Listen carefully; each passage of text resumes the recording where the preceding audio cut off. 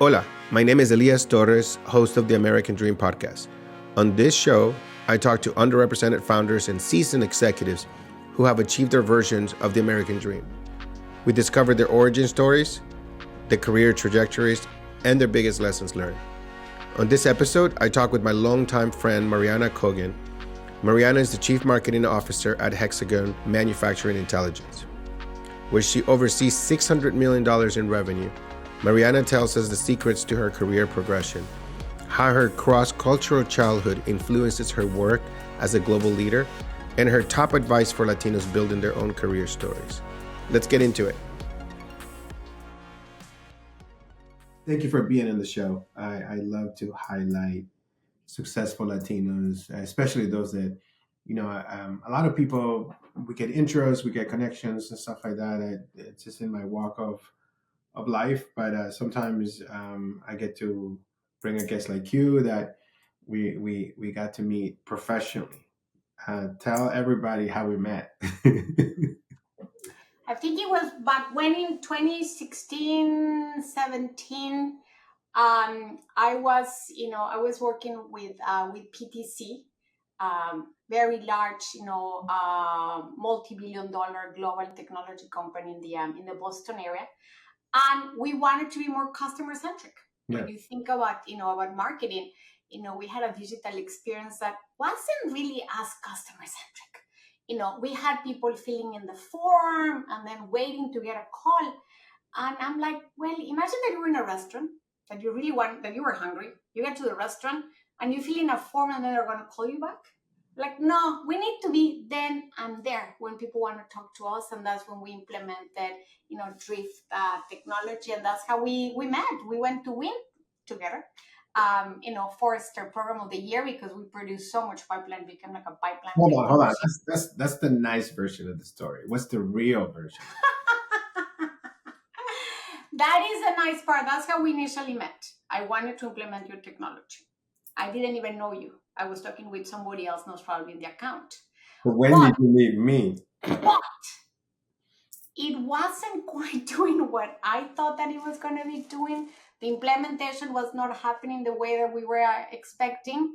And I complained, because I believe in a strong relationship with my vendors. And that's when we met, I think that for the first time, say, there's a Latino here. Okay. He has to make sure that I'm going to be getting what I signed up. This is at the core of the new company I'm building, agency, right? But what happened really is that we had so many customers, we were being successful in people wanting to use our product, but I no longer could give like personalized service, and I did not. I think it came to me, or it came in some meeting, that one of our highest paying, or one of the highest, the biggest customers that we were using, was pissed off, and so Armin, my head of sales, he's awesome. He was in sales, and he would try to also help with the customers post sales. But very few leaders care about that in sales, and he brought your account to my attention. But Mariana Cogan, I just treated you. I did not know you were Latin, right? I think I'm trying to figure out, when did I know you were No, Latin? I think we only knew when we went for dinner. We went for dinner in the seaport, and that's when you were suddenly saying, how we move the hands, how we talk, a little bit of the accent. So I'll tell you the inside scoop, right? People were like, "This is PTC. It's a big account. Our champion is pissed." And I said, "Okay, all I know, my experience is, that's what I'm building with agency, is how do we give the red carpet, the white glove service." And so I just immediately did the unscalable, right? I contacted you, I emailed you, I said, "I'm the co-founder of the company. I would like to buy you dinner or meat or coffee or whatever." And you're like, "Let's go." And we ended up at Rosa Mexicano, right? Or something like that. And I did not know you were Latin. I don't know why. Because it was you probably recommended it because it's close to your office, right? It's a little bit easier. On your side, you are Elias Torres. On my side, I am born Mariana Vladimir Machuca Prado. better known as Mariana Cogan, but yeah, it doesn't really sound very Mexican. But Mariana, it could have been a hint. But then I show up and I meet you, and then I'm like, and then you're like, I'm getting tortilla soup or something. Did I get you told me to get the tortilla soup or something. I think it was, yeah. And so then we obviously, right, the Latino, the having a customer that looks like you, having a vendor that looks like you, we hit it off. And I think that that's the secret of success, right? I think I came back. What my team could not do, you were like a lion in a cage, right? They were trying to put you in a cage, and you're like, nope, you're not. I want this. You're not gonna tell me what to do. You're not gonna tell me what I get. I know what I want, and I'm gonna get it. And they were like, we don't know how to this tiger. We don't know how to control this tiger. And so like, and then I go and I come back. This is not gonna be a problem. We will do everything she wants, but she's gonna be amazing with us. This is how business is made, right?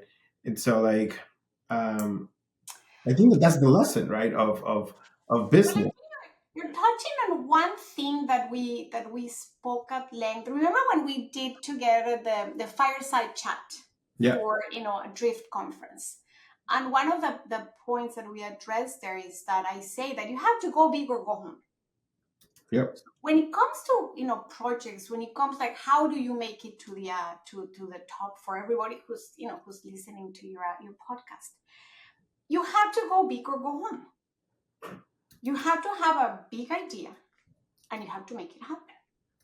And in order to do that, yes, there's a lot of building relationships so that people go that extra mile for you. But it has to be personal. It has to be a relationship so that by the time that you're putting those two components together, yep, when people ask me, what is my vision of what I have been doing with my life, is that I make the impossible possible.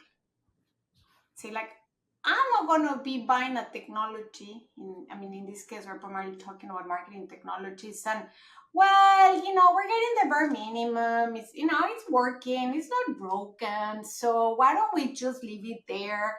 To your point, PTC is such a large company that I could have just said, that's good enough. You could have said, well, that's good enough. Do we really need to meet with her? But to your point, from scalability, if you want to grow your company, and we are a large company, and if you go by your 80-20, you put the effort to make sure that big dream that I wanted to execute on, that impossible, we made it possible.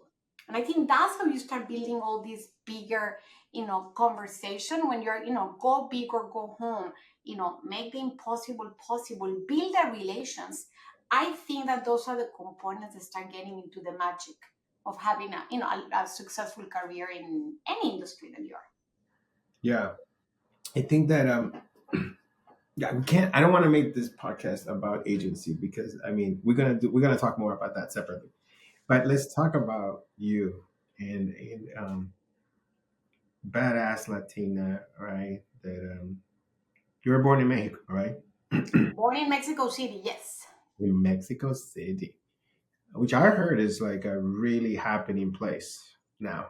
Yeah, it finally became a destination. Up until a few years, it was more like a place for people to change planes, going in the old days to Acapulco, in the new days to Cancun, and that sort of thing. Now, the restaurant, the food scene is spectacular. We have pyramids, we have more of the churches, plazas, kind of more like the Spanish cultural component. The nightlife is spectacular. The food, the music, the people. Now it's really, really happening, and especially after COVID, with all the the nomad, the digital nomads, it became even more important. Super cool. Yes, I was born there, but I grew up in Mexico in a Japanese school. So What? sometimes I'm not like the most Mexican. If you go maybe by stereotypes of what are you expecting, I'm always on time. Um, Wait, but wait. yes, I grew up in Are Mexico you City Japanese? in a Japanese school. Are you Japanese? Half? No, What? my mother is Spanish, my father is Mexican, which makes me just Mexican. No, when I was 7 years old, I was in a Montessori school. And I told my mom that I wanted to go to a Japanese school. So I ended up going to Japanese school from 8 to 18, like mid elementary to the end of high school. And then Japan for Tokyo for 11 years was home. Wow, that's such an amazing story. It's not a common Mexican story.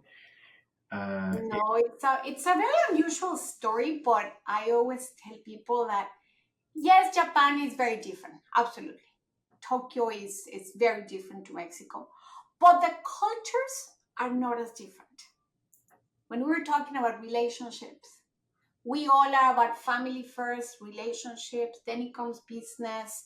A lot of what Japan is about, it's at the core, and I think it's not that different from the Latino cultures, and it's at the core of how I do business. Yeah. I have two stories. One, I feel like I started going to Dubai and Saudi Arabia with some friends. They were Americans, and they were like, Elias, you don't understand. People here are very different. And in order to connect with them, it requires. So they had this picture in their mind of a big, long, drawn out process to connect with people from the Middle East, right? And so I go there my first time, and they invite me to these meetings with like very like princes or like people or whatever, or Emirates. And in the first meeting, me meeting these people, I'm like joking, we're connecting, they give me their number. We're like, it's like an immediate thing. And so then I'm like, and then they would be like, they would come out of the meeting and they're like, because they've been going there for many months, and they would be like, Elias, I think we made a breakthrough today. And I'm like, no, I made a breakthrough. You didn't make a breakthrough. And so my saying is, it works both ways, is that the whole world is more similar to each other than the Americans. The Americans I feel like are like the most different. And because I feel like we hang out with an Indian family, we go to a Japanese family, we go to this, and we quickly, like the French and the whatever. But you know what? That's also part of the advantage of this country, because I've been through Thailand, Hong Kong, Singapore, Riyadh, everywhere. Actually, I haven't been to Africa. I need to go to Africa. I got friends in Nigeria and Ghana and in South Africa and everywhere. And then they said, when I go to the other places, they're just different and they're not as innovative as in the United States. So there's pros and cons. Yeah, and I think that it's different cultures are different. We definitely have that advantage of being more personable. Even in the marketing space, when people talk about B2B, business to business, I love talking about H to H. It's a human doing business with another human. At the end of the day, we might sign based on a corporate paper, but it is a human. But to your point, in the US, you get so many people from so many different places, and it is a place where you make the impossible possible. Where it's the American dream, where we move faster when it comes to business. I now work for a European company, and yeah, the speed is different. Somebody was telling me that as a comparison, even if from a marketing perspective, if in Europe you have I don't know, a cup that you're selling for 99 cents. In the US, you will put 99 cents with an exclamation mark. It's big, it's better. So I think that it creates incredible opportunities from a business perspective in innovation, creativity, and speed, and a level of self confidence that the things can happen. Yeah, no, I think, and I love. I've been to Japan, and probably felt like one of the most different places I had been.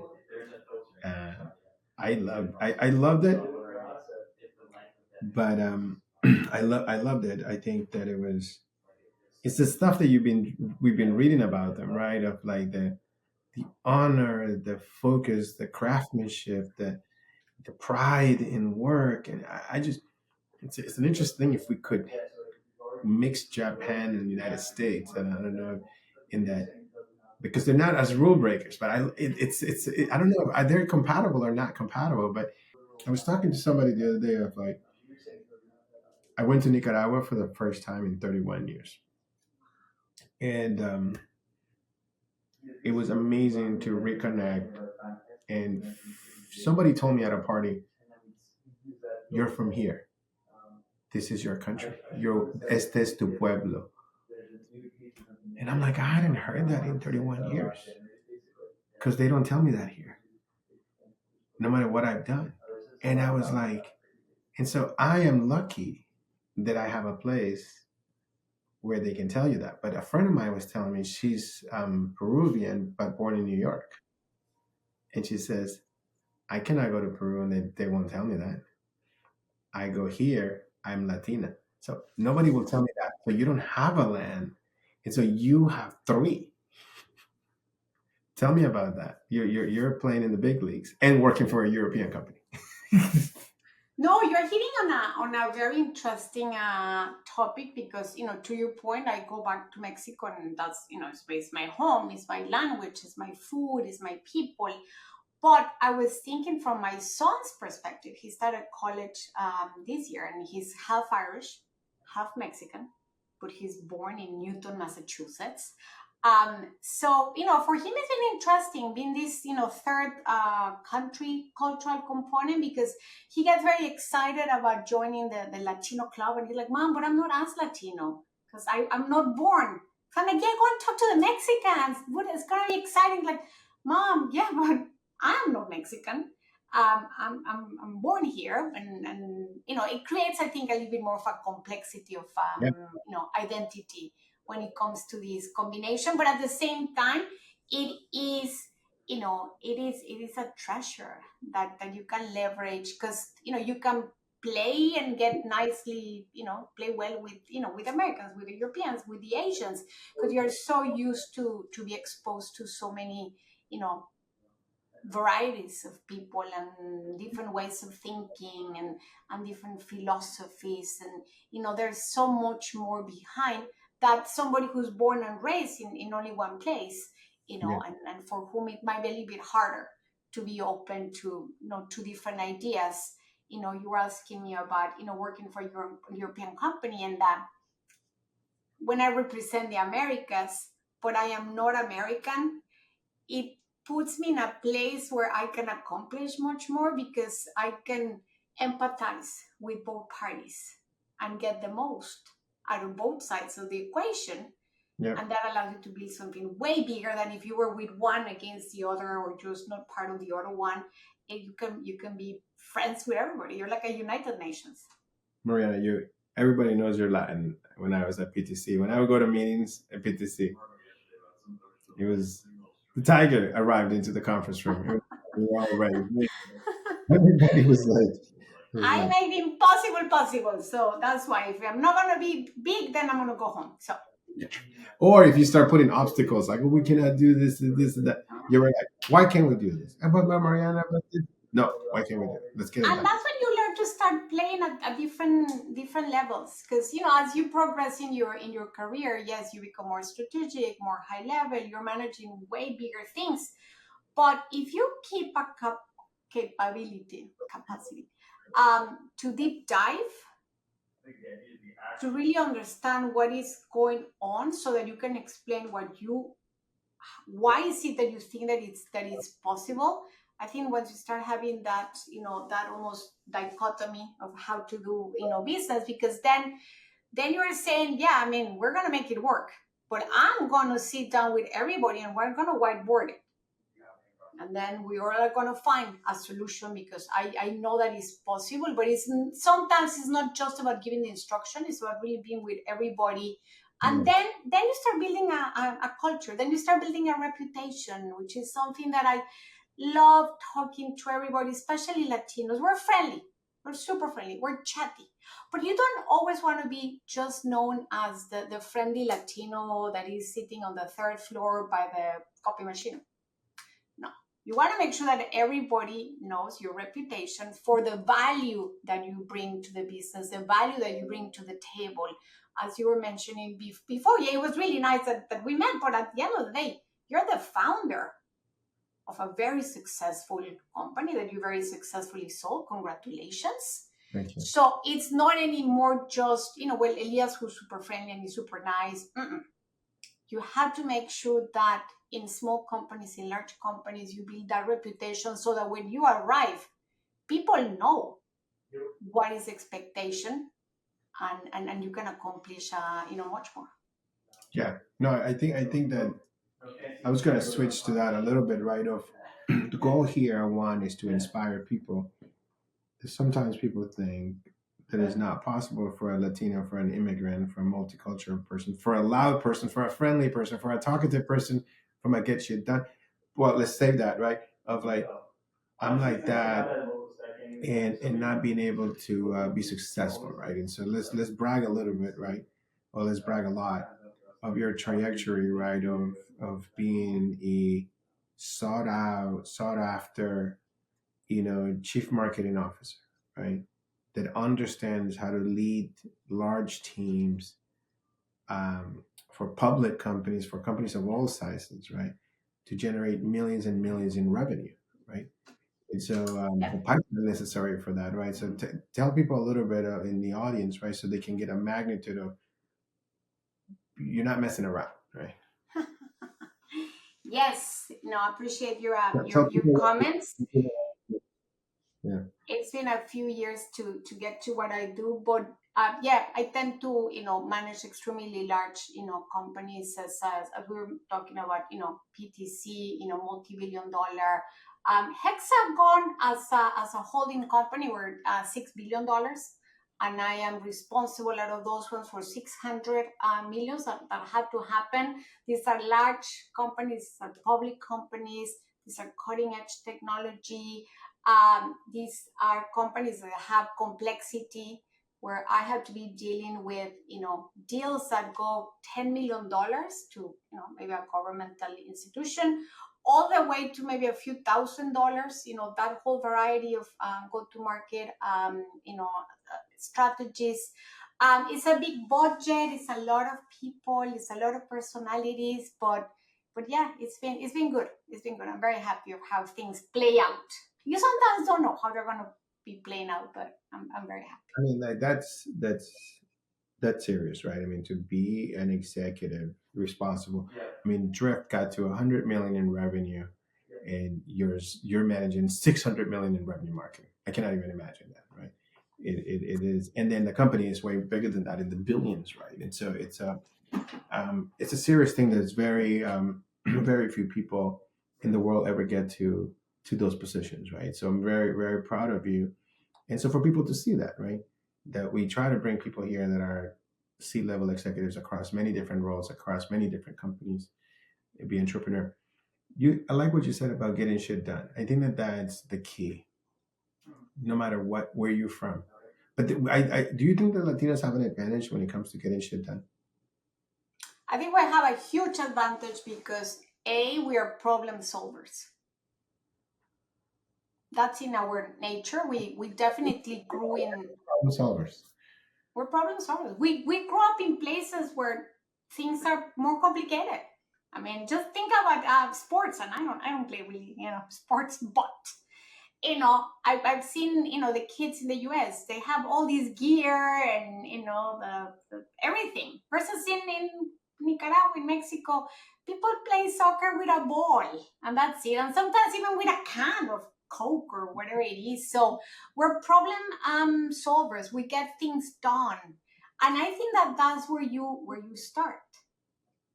At PTC, again, at some point I was reporting into Peter Vescuso, and he used to call me Chop Chop.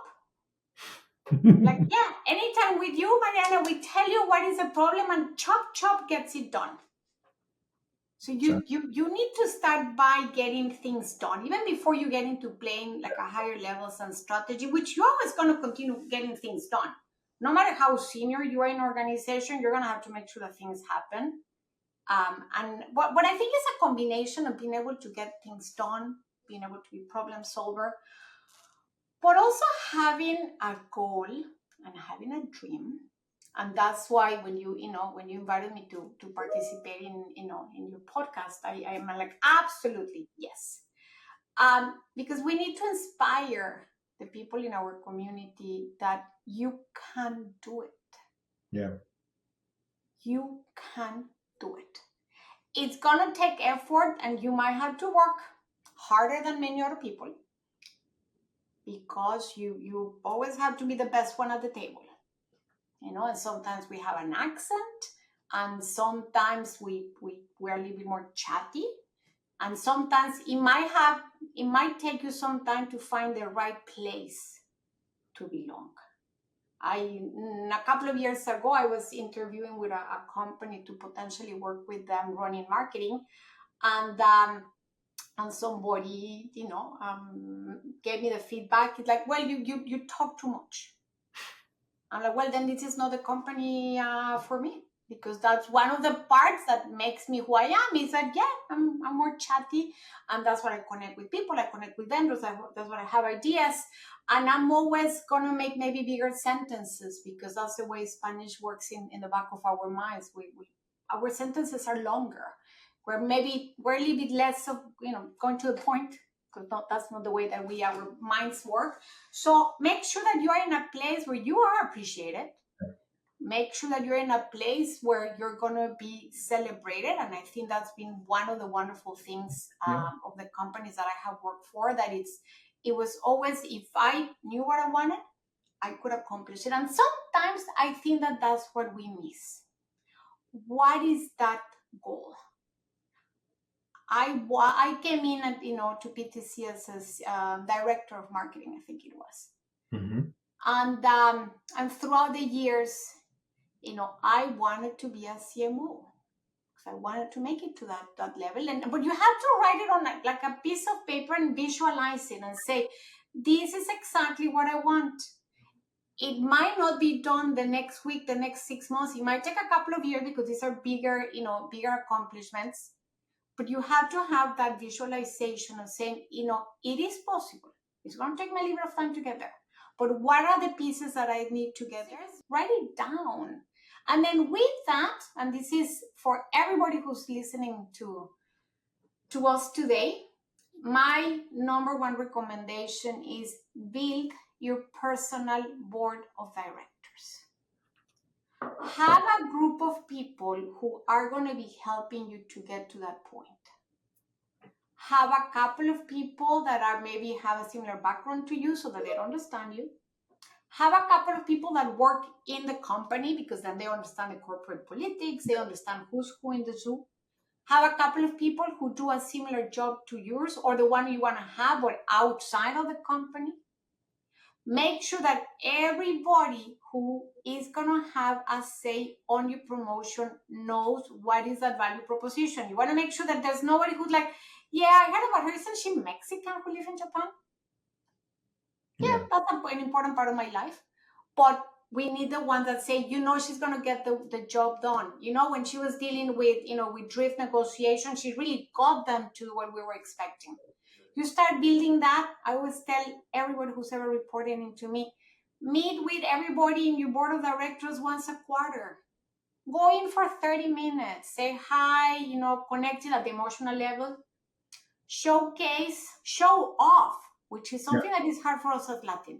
Show off what you've been doing, what is the project that you've been having, and then ask for advice. Say, thank you very much. You're out of there in 20, 25 minutes. But show off your work, so that in the back of their mind, when the next big project comes up, they're like, hey, wasn't it the Elias who showed me that he was doing X, Y, and Z? Make sure that you have not only your sponsor, your mentors, but your sponsors. Yeah. All that has to be in place for you to make it to the top. And you can make it with an accent, you can make it with your Mexican, you can make it from whatever you are, because it's the value that bring to the table. And at some point, people don't even notice the accent. I have had people who have told me, sometimes we don't really understand what you're saying, but we know that you're going to deliver value. Yeah. And then that's the credibility, the reputation that goes ahead of you. Look, Mariana, this is so golden advice you gave. Look what I did. Look, I want to build a $10 billion company IPO. Go Elias. Go Right. Elias. It's been written. And so I think, no, I think all the advice that you gave is perfect. I do want to get angry a little bit about this person that told you the feedback that you talk too much. And I think it's interesting. You know, I think we're in a world where DEI is dead and woke is dead. And I don't know if I ever was woke myself. But I would say now, as I understand it, is like how crazy it is for people. What I'm understanding is that how crazy it is for someone to tell someone that they talk too much, when is my advantage. I know all the CEOs or these engineers that are CEOs and founders, right? And they're like, I cannot sell. I need to hire a head of sales because I hate selling. I hate talking. But yet they tell us we talk too much. But then I'm on the phone all day long. And I'm selling my company. It's and that's how you connect with everybody, and that's how everything gets done, and everybody knows you, and you know about their families, you know who they are, you know what they care about. But if I go in there and just like buy my product, pay me 10,000. Do you watch football? How's the Bills? And so it's like, I don't care, but I do it my way, and nobody can tell me you talk too much, because that's my strength. And different people have different strengths. So you have to be in a place where you're valued, where you're understood, and you have to be very comfortable with who you are. And a lot of that happens when we're kids, I think it is. You know, Yeah. when we're talking about my name, my middle name is Vladimir, which is a very hard name to have as a very little person. Vladimir. Because it's a male name, it's Russian, it's nothing really to do, you know, with my background or anything. And you have to be different, and you have to learn just to accept that, you know, many times you're not gonna be like everybody at the table. Already, if I look at our images when we both are talking with our hands, you know, like the poor engine, you know, the recording will be like crazy, like too many hands on the screen. Yeah. But I think it's about being comfortable. You're gonna be different, but it's that being different that gets innovation, that makes you deliver the value, that allows you to develop your careers, your dreams. Yeah. And it's funny because I was in Nicaragua, right? Like I was telling you, and it was amazing because I felt like in a movie, like in a cartoon, right? Because you know me, right? I'm like, I talk too much. I'm too excited. Use my hands. Think too fast. Don't listen. Joke around too much. Bother people. Blah blah blah. Right? That's me. And then I'm over there, and it was like everybody was doing the same, and then it was like, and the more we talked about it, the more people were talking, and they were saying, and then they said that's what a Nicaragüense is. And so I am so normal and average, and here I'm so weird, and I just it made me think, you know, if we had more people from my country here or taking advantage of the way we are, could we have more successful people like me taking advantage of all this stuff, because everybody here is like kind of very similar, you know, especially in the Northeast. And so it was just a great moment when that person said, you're absolutely Nicaraguan. You're absolutely, yes, that's what defines it. And so it was like, wow, I'm just a basic cookie cutter from No, but I think it becomes an addition to that, and then you learn different things here. And then I remember that thing you mentioned, you came very, very young, relatively young to the US, very intelligent. I was 7. Math competition, I remember something around 17. she's very intelligent. Yeah. But I think it's believing that you can do it. So whether you're the same as everybody and therefore it's a little bit easier, whether you're different to everybody and maybe it's a little bit harder, but it also gives you a competitive advantage. Yeah. If you can just see being different as a competitive advantage, I think that's when the conversation starts shifting, and that's why it's so good when you have all these programs especially in larger companies, so that people with a different background can see that anybody can make it to the top. Just you have to work hard, you have to have ideas, you have to be intelligent, and yes, you have to get a little bit lucky, because there's a component of luck.